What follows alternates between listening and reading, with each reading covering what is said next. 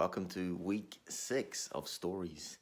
Today's little episode is entitled Our Potential. You'll hear stories as given by the speakers. The first one is about our potential. The second one is about our ability to choose the direction we need to take.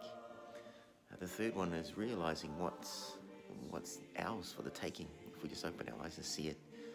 And the fourth one is sometimes through hardship, we don't realize that we're actually growing through that challenging trial. I've been asked, sometimes the stories appear to have more messages in them than what you've shared, and that is absolutely true.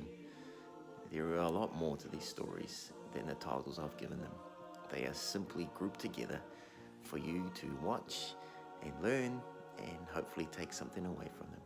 Enjoy. I hold in my hand here a small package that I bought in Switzerland. Do you remember the movie Sound of Music with its final beautiful song, the Edelweiss song? It speaks of the flower of the Alps, small and white, clean and bright, bless my homeland forever. This is a package of Edelweiss Seed. The seeds are tiny, like small, dry flecks of pepper. But on the face of the package is pictured what they might become. The mature plant, the flower that grows high in the Swiss and Austrian Alps, that weathers the storms that rage through those mountains, that blooms beneath the snow and gives beauty to alpine slopes and meadows. These tiny seeds have within them the potential for vigorous and beautiful life. They have become the symbol of a sturdy people, small and white, clean and bright, blessing a great land forever. So it is with boys. There lies within you an incalculable potential for good. The small day-to-day decisions will determine the course of your life.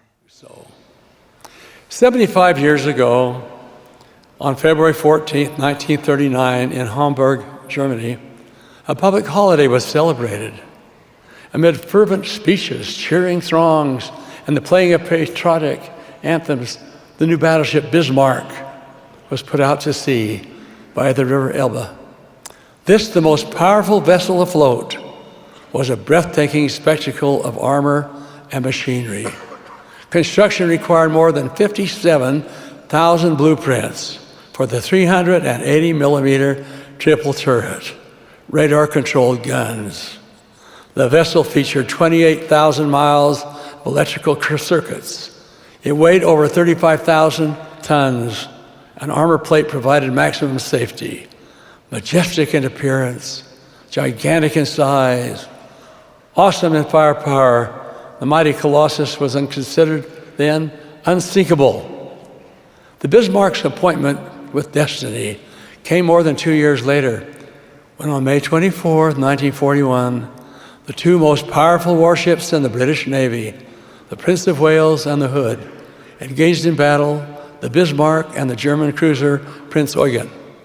Within 5 minutes, the Bismarck had sent to the depths of the Atlantic the Hood and all but 3 men of a crew over 1,400. The other British battleship, the Prince of Wales, had suffered heavy damage and turned away. Over the next 3 days, the Bismarck was engaged again and again by British warships and aircraft. In all, the British concentrated the strength of 5 battleships, 2 aircraft carriers, 11 cruisers, and 21 destroyers in an effort to find and to sink the mighty Bismarck. During these battles, shell after shell inflicted only superficial damage on the Bismarck. Was it unsinkable after all? Then a torpedo scored a lucky hit, which jammed the Bismarck's rudder. Repair efforts proved fruitless. With guns primed and the cruiser ready, the Bismarck could only steer a slow circle. Just beyond the reach was the powerful German Air Force. The Bismarck could not reach the safety of home port. Neither could provide the needed haven, for the Bismarck had lost the ability to steer a charted course. No rudder, no help, no port. The end drew near. British guns blazed as the German crew scuttled and sank the once seemingly indestructible vessel. The hungry waves of the Atlantic first lapped at the sides and then swallowed. The pride of the German Navy, the Bismarck, was no more. Like the Bismarck, each of us is a miracle of engineering. Our creation, however, was not limited by human genius. Man can devise the most complex machines, cannot give them life or bestow upon them the powers of reason and judgment. These are divine gifts bestowed only by God.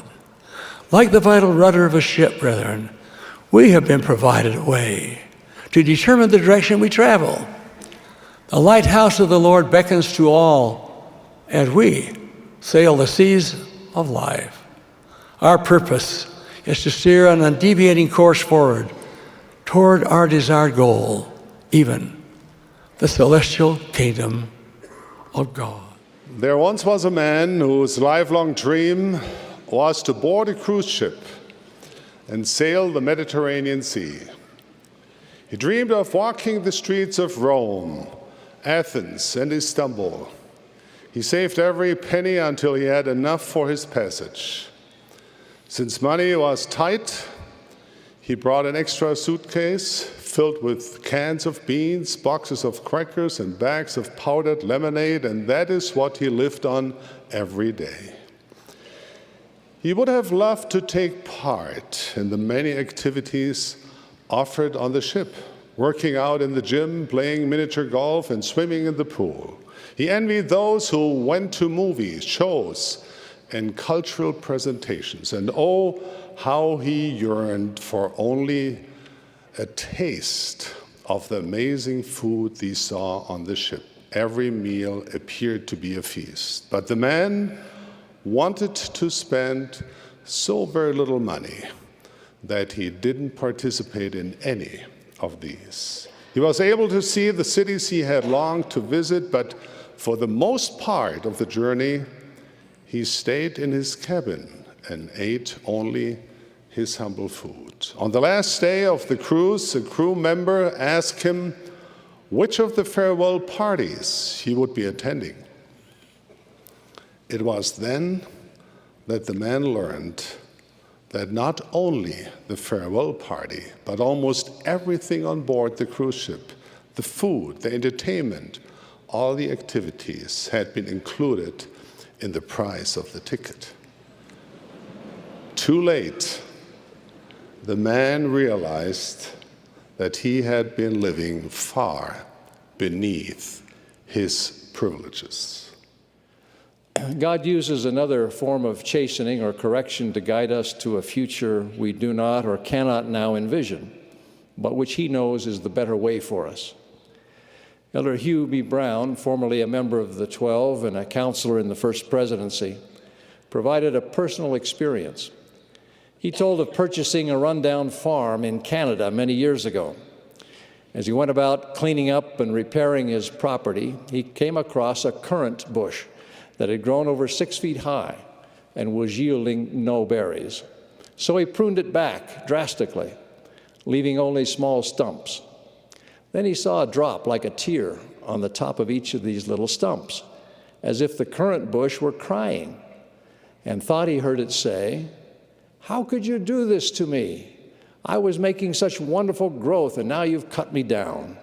Every plant in the garden will look down on me. How could you do this to me? I thought you were the gardener here." Elder Brown replied, "Look, little currant bush, I am the gardener here, and I know what I want you to be. I don't intend you to be a fruit tree or a shade tree. I want you to be a currant bush. And someday, little currant bush, when you're laden with fruit, you're going to say, 'Thank you, Mr. Gardener, for loving me enough to cut me down.'" Years later, Elder Brown was a field officer in the Canadian Army, serving in England. When a superior officer became a battle casualty, Elder Brown was in line to be promoted to general. and he was summoned to London. But even though he was fully qualified for the promotion, it was denied him because he was a Mormon. The commanding general said, in essence, "You deserve the appointment, but I cannot give it to you." What Elder Brown had spent 10 years hoping, praying, and preparing for slipped through his fingers in that moment because of blatant discrimination. Continuing his story, Elder Brown remembered, "I got on the train and started back with a broken heart, with bitterness in my soul. When I got to my tent, I threw my cap on the cot. I clenched my fists and I shook them at heaven. I said, 'How could you do this to me, God? I've done everything I could to measure up. There's nothing I could have done, that I should have done, that I haven't done. How could you do this to me?' I was as bitter as gall. And then I heard a voice, and I recognized the tone of this voice. It was my own voice. And the voice said, 'I am the gardener here. I know what I want you to do.' The bitterness went out of my soul, and I fell on my knees by the cot to ask forgiveness for my ungratefulness.